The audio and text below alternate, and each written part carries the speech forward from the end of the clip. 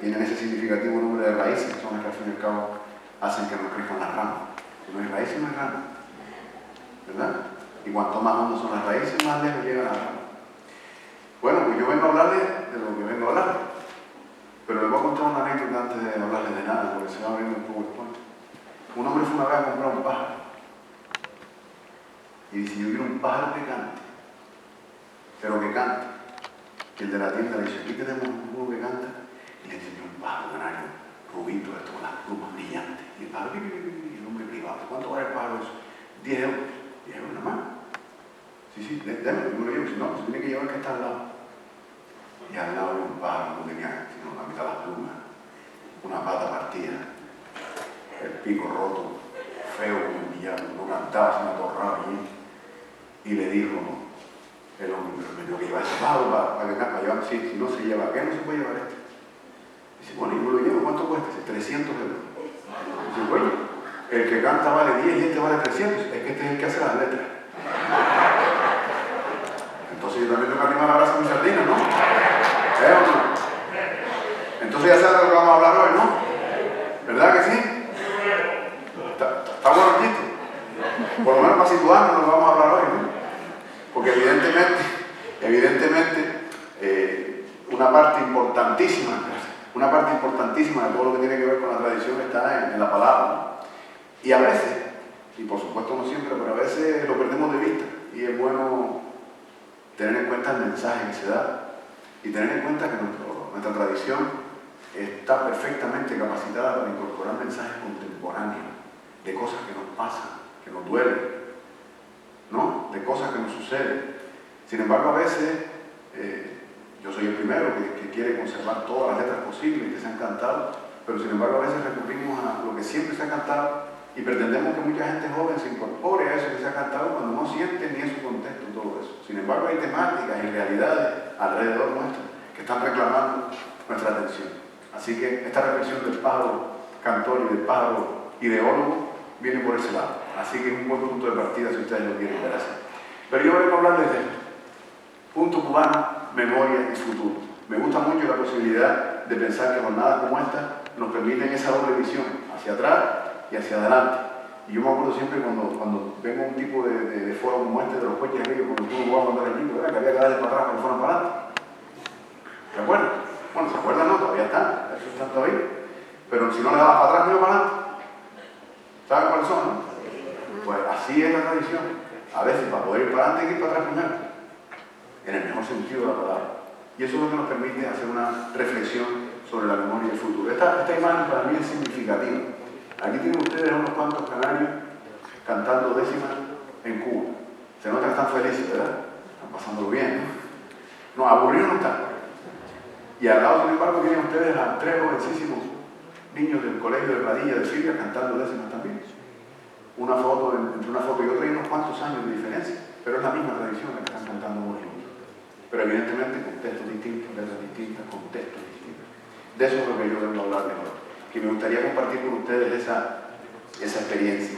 Y dado que vamos a tener la oportunidad de proseguir durante la semana con el taller de décimas, y que me imagino, no sé, Noé me corregirá si me equivoco, que muchos de los aquí presentes participarán también mañana, me parecía que era una buena ocasión esta para que esto sirviera como de prólogo. ¿Qué les parece a ustedes?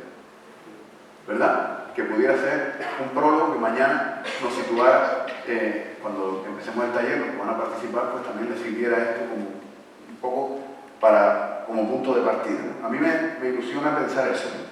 Desde luego, si hablamos del punto cubano, de ese género musical tan arraigado en Canarias, tan querido, patrimonio de la humanidad, eso es importante, la propuesta de Cuba, como no podía ser menos, pero nosotros los canarios nos sentimos tan nuestros como lo pueden sentir ellos.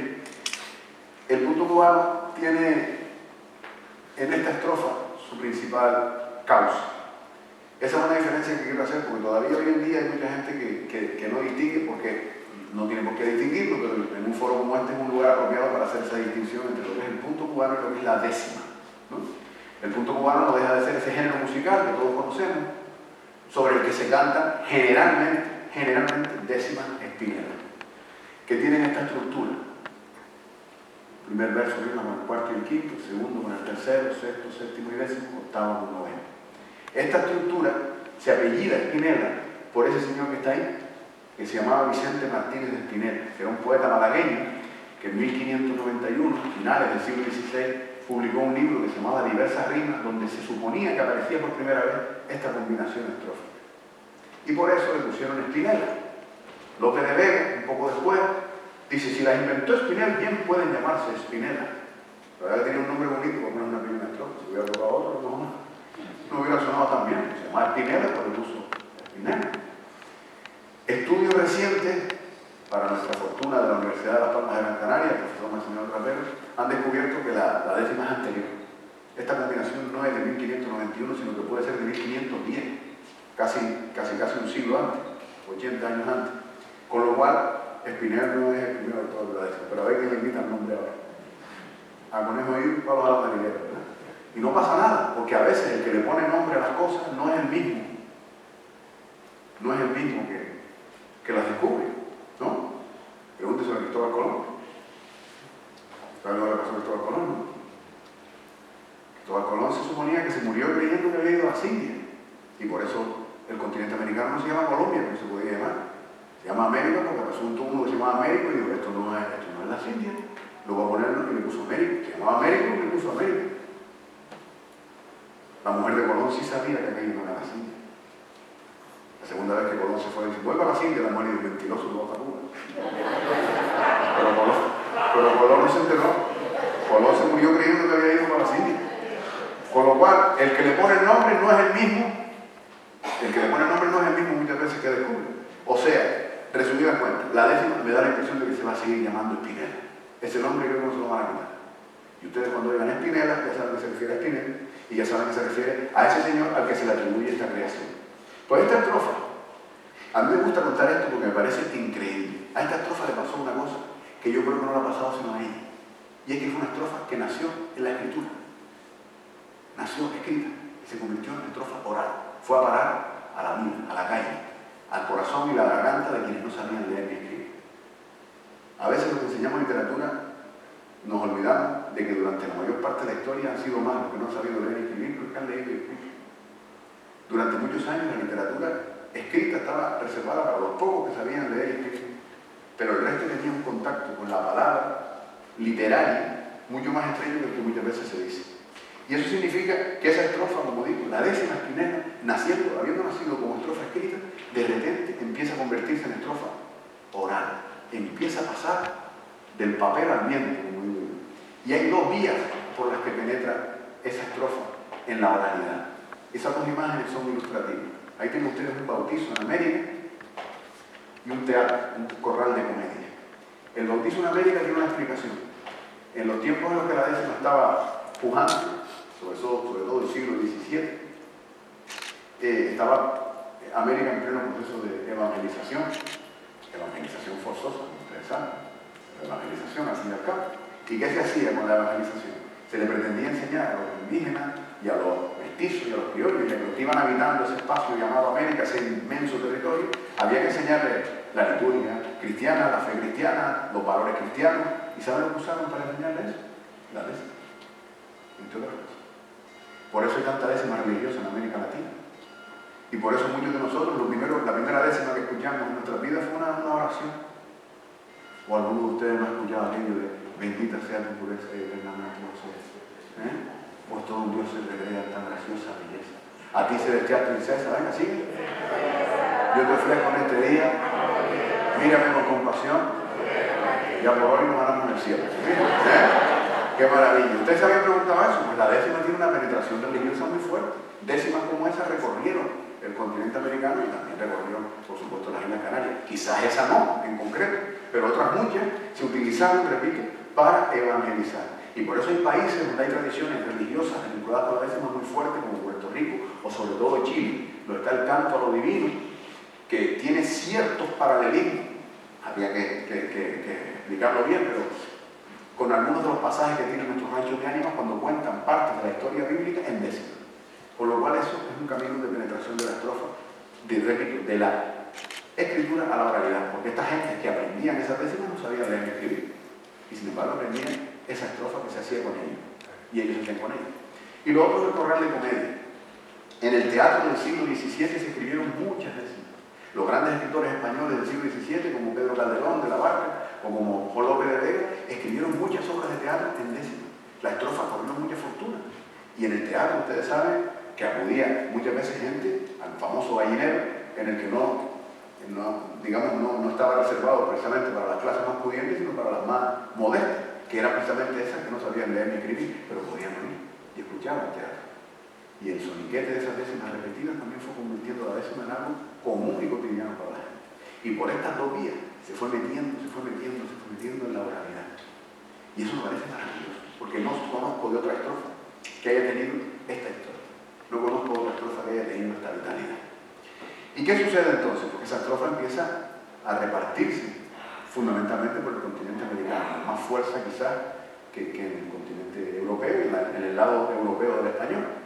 De alguna manera lo demuestra también la pujanza que sigue teniendo hoy en día la décima en América frente a la que tiene en esta otra orilla. Pero evidentemente no cabe duda de que tuvo mucha presencia en la vida cotidiana de la gente en estos tiempos. Sucede que en Canarias hay una figura que no podemos perder de vista, que es la de los indianos, ¿no? Este es un tema que suscita a veces alguna polémica, pero yo creo que debemos ser absolutamente conscientes de cómo pueden funcionar las cosas. Hay algunas veces que se ha querido decir que el punto cubano como género musical nació en Canarias y fue llevado de aquí a Cuba. A mí me encantaría que eso fuera así, sería muy feliz si mañana se descubriera de alguna manera que eso es así, pero todo apunta a que fue al revés. El género musical, ya vieron que la estrofa es española, ya está claro que la estrofa es española, pero el género musical parece claramente un género musical caribeño que se parece mucho a otros géneros musicales de otras zonas de América. Pero sí pasó una cosa, se desarrolló en Cuba, en la zona campesina. ¿Y de qué estaban llenas las zonas campesinas de Cuba?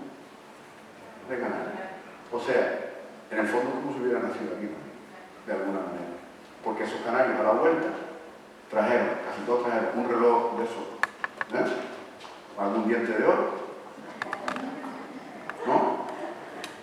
Pero bueno, no hace falta que se lo ponían por el lado y se veían más, para que la gente le diera el diente de oro.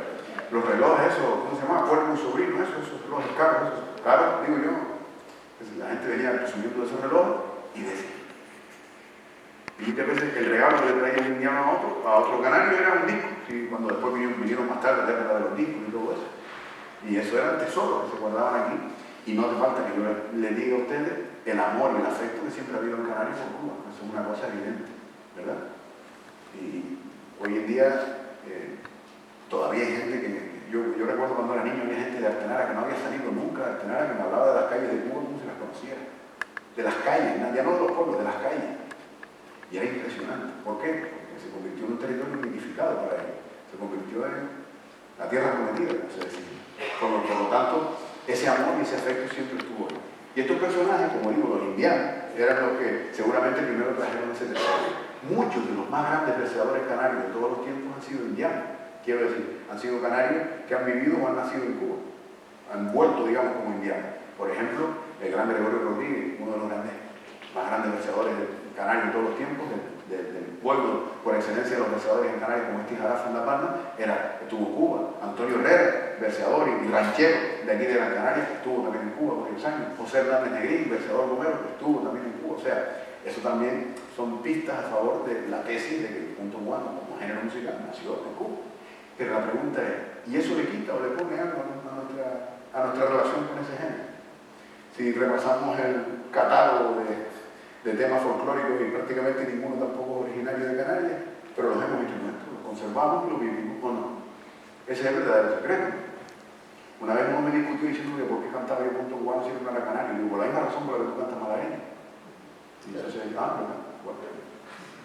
¿No? O sea, si empezamos con el debate nominal, nos quedamos entonces, imagínense, porque la berlina también tiene su origen, las mazurcas también, y no las sentimos nuestras, no las hemos hecho nuestras con el tiempo. ¿Ustedes qué opinan? O sea que al final las cosas son un destino, casi no un punto de partida en este caso. A mí no me quita nada el sueño de este tema. Ojalá, repito, que un día se descubra, yo sería el primero en celebrarlo. Pero ustedes piensen que hay décimas de tradición improvisadora en todos los países de América Latina, no solo en Cuba. También lo llevamos nosotros. Sería fantástico que se descubriera que fue así. Pero a eso voy, porque en todos esos países se fue desarrollando un género Y nosotros, si lo íbamos a traer de algún país, no podía ser de otro, sino de ese, evidentemente. Y repito, la figura del indiano me parece muy importante destacarla aquí. Y digo indiano para que nos entendamos, ¿no? Porque después muchos de los que empezaron a cultivar el género aquí nunca estuvieron en Cuba. Pero invitaban a los indianos, escuchaban a los indianos, oían los discos que venían cuando empezaron a venir los discos. Y después pasa una cosa muy curiosa. Hay una correspondencia maravillosa en cartas cruzadas en décimas entre Canarias y Cuba, que han estudiado algunos compañeros de la Universidad de Canarias. Y eso es maravilloso también. Bien, fíjense ustedes, para que vean cómo arraiga el Cristo cubano en Canarias, nos encontramos documentos tan curiosos como este. Miren, esto está firmado en Tijarafe el 28 de julio del año 54. Creo que se lee bien, pero dice: don Pedro Barreto Sánchez, versador de este pueblo de Tijarafe, a quien todos ya conocen, pues hace poco tiempo recorrió todos los pueblos de esta isla repartiendo en hojas volanderas su célebre poesía, referente a la promesa hecha a la Santísima Virgen de Candelaria, tiene el honor de invitar para el día 1 de agosto a todos los versadores de la isla que pudieran concurrir para dar esplendor a dicha fiesta. En el periódico. Yo no me enteré, yo no hubiera ido. Pero es increíble, es un documento curioso del año 54, ¿vale? Que da fe de que es un género, un arraigo y una trayectoria. ¿Vale? Ese es el pueblo, como digo, por antonomasia de los verseadores. Ahí tienen ustedes el monumento que hay a la entrada del pueblo de Tijarafe. Está un verseador, un tocador de la U y un tocador de clave, que aquí entre nosotros nunca he sabido yo si son claves un poco largas están, pero bueno, son claves. ¿Verdad? Suena, seguro. Entonces, este es el monumento que hay en la entrada del pueblo de Tijarafe, como digo, que es la cuna de los verseadores. Y hasta ahora la historia de esta tradición ha estado muy arraigada a islas que han tenido una mayor visibilidad. Por ejemplo, La Palma y después La Gomera, como las dos islas con mayor tradición. Y si seguimos el ranking, aunque esto siempre de los rankings es complicado, yo diría que la tercera isla que mayor arraigo ha tenido la tradición era en Canarias. ¿Vale?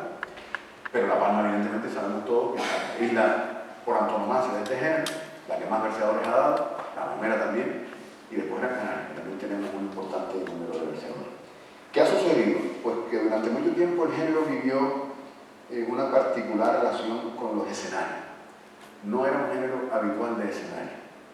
Así como otros géneros folclóricos en momentos determinados fueron apareciendo en los escenarios, cuando aparecieron formatos como en su momento pudo ser, imagínate, la sección femenina, u otros formatos en los que se ejecutaban piezas folclóricas. El punto cubano nunca entró en eso, en Canarias nunca entró en ese círculo, que yo sepa al menos. Se tocaba y se cantaba en espacios más íntimos, de fiesta, y muchas veces de forma, vamos a decir, casi entre comillas, clandestina, si me permiten la opinión. Muchas veces en La Palma comentan que los lugares habituales para cantar eran las bodegas. No mal sitio, ¿no? Pero que evidentemente tenía también un hándicap del que después hablaremos, y era que excluía a las mujeres de la posibilidad de cantar y de estar en las bodegas.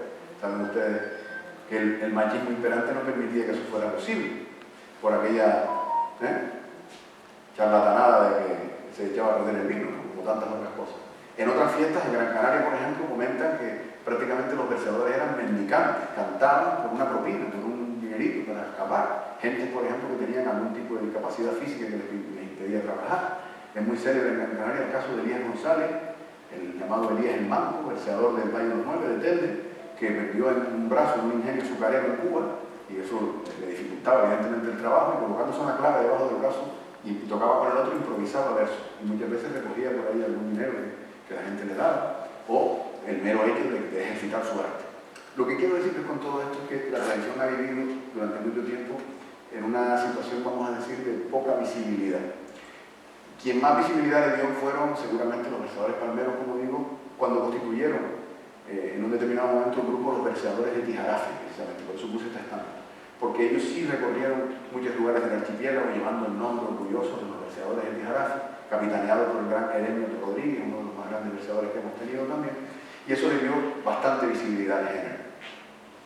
Y a todas estas pasa algo sorprendente en los años 90. Y es que en los años 90, cuando parecía que el género iba decayendo, cuando parecía que no había continuidad asegurada, cuando parecía que podía, después de interrumpirse, ustedes imagínense dos hermanos que se quieren mucho pero no se ven, ¿no? Eso le pasó un poco a Canarias y Cuba, ¿no? Cuando se interrumpe